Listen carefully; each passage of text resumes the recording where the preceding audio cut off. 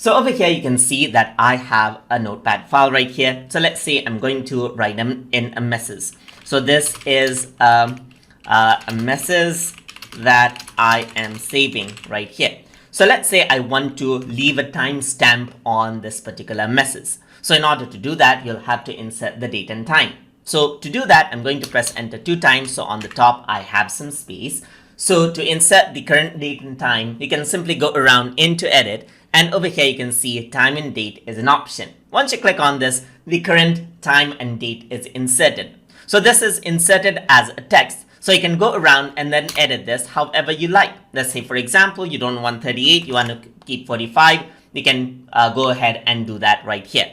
You can also do the same thing. You can insert out the date by pressing F5 on your keyboard, and there you go. The date and time is inserted, as you can see.